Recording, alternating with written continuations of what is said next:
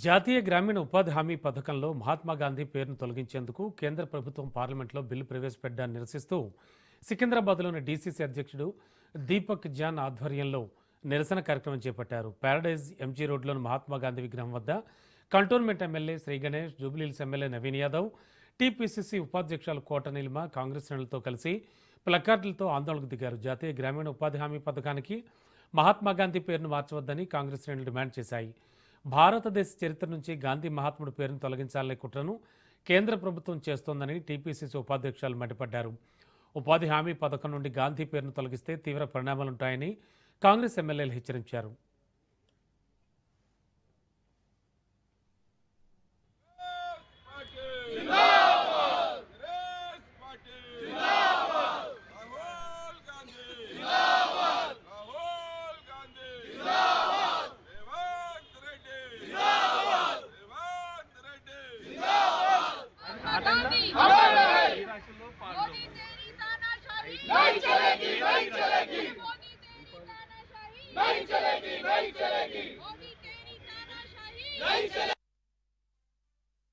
ఇరికించడానికి ప్రయత్నం చేశారు. ఏమైంది? ఈ రోజున కోర్టే చెప్పింది ఢిల్లీలో దానికి ఏం ఆధారాలు లేవు అని. ఏదైతే మేము ఎన్నో ఏళ్లగా చెప్తున్నామో కాంగ్రెస్ పార్టీ ఈడీని వీళ్ళు మిస్యూజ్ చేస్తున్నారు బీజేపీ అనేది, అది అయిపోయింది. ఏ రకమైన సాక్ష్యాధారాలు లేవు, ఆ కేసు కొట్టివేయాలని ఢిల్లీ కోర్టు చెప్పింది బీజేపీ.